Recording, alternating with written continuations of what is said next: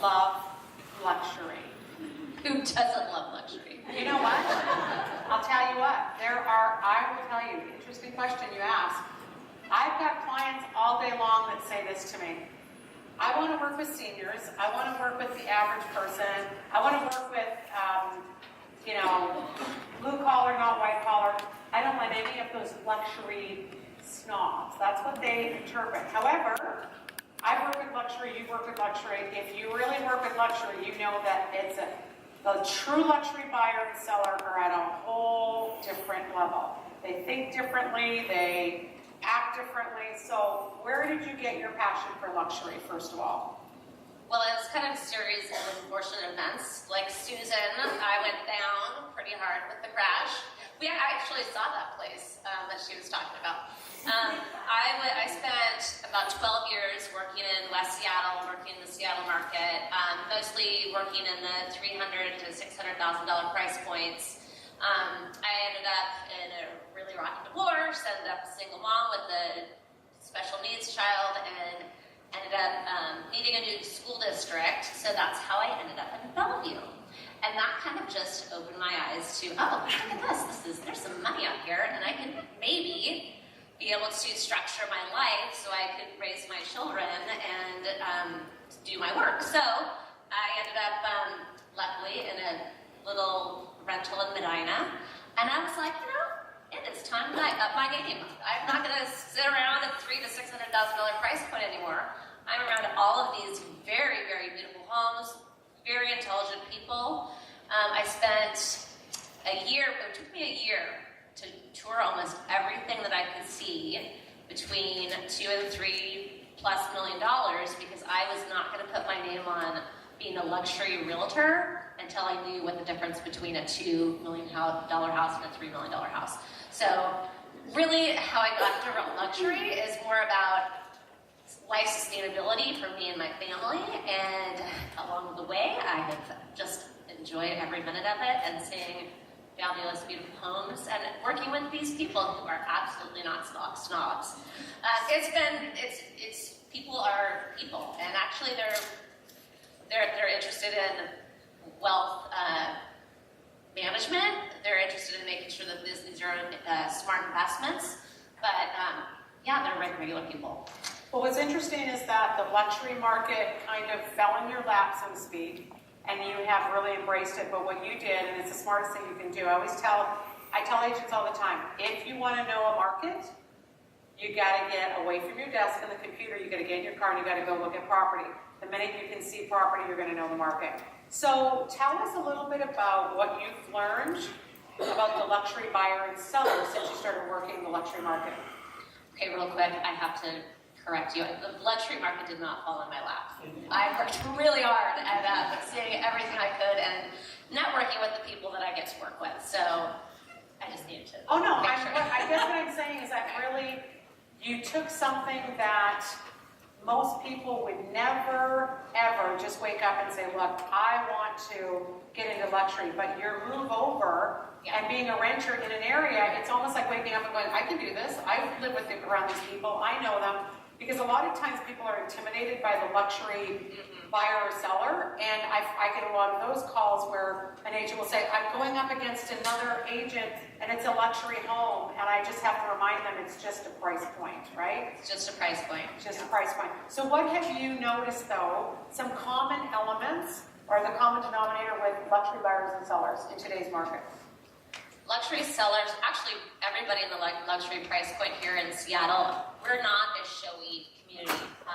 Everybody, it's very much private, keeping people's personal information out of, it ends here. So making sure that I operate in the most private way with my clients. The other thing is, most of my sellers, they don't have to move. They don't want to move, except for if they get that one special house that they've always had in their mind. So I get clients who are living in let's just say their home is worth about 3.5, they can now move up to 6, but it's a certain finite criteria set. So these people could be in my database and I could be working with them for years before that house would come up. Let's let's see, what else? So long-term investment though, with the Yes. luxury client, it is, you have to cultivate that relationship sometimes for years.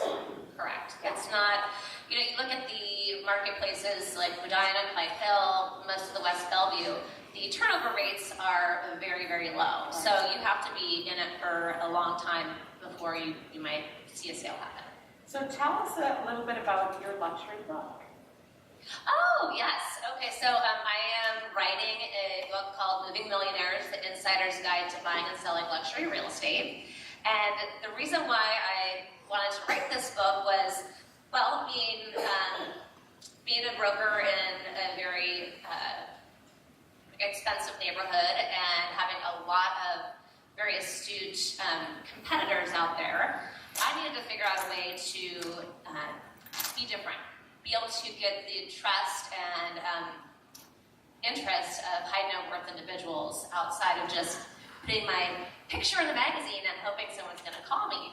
So being able to write a book, and it's coming out this year, guys, I promise. Susan and I, we talk about our books. For me, the book is about being different and to be innovative and to set myself apart from the other brokers. So where do you get your luxury leads from? I know everybody wants to know. It is really being out in the community. I do a lot of charitable work. I co-chair or chair auctions. My son, as I mentioned, he is in autism, has autism, is autistic. And when that happened, when I started just pouring myself into the world of autism and getting raising awareness of autism, I really started getting into doing the charity work, and that really has changed kind of how the community sees me. So I think if I was to give any recommendations, is to give back into a field that you are very passionate at. Also being very involved in schools gets me around high net worth individuals just because of where I live. Just being involved. So what advice would you give anyone in here that's thinking they want to get into the luxury market? Well, get out and tour. You really have to know the inventory, because what happens is the people that you're selling to, they know everything that's happened in their community. They know that house that sold 5 years ago. They know about that house that's about to go up for sale. So if you aren't capable of talking the talk and walking the walk and coming up with actual facts and figures, you're gonna not get the business. So tour. And a final question for each of you, and I'll start with you. What do you do to unwind? Because you guys are working so much, what do you do to unwind? I don't think you want to know the answer to that. Okay, so I have a Peloton at home, and I get on my Peloton bike. Awesome. And I have my favorite instructor. Does anybody here have a Peloton? Robin. She's so good. Okay, that's what I do. Awesome. Okay. Susan? Oh, Janet, go ahead. Okay, go ahead, Susan. I go swimming. Go swimming. Okay, awesome.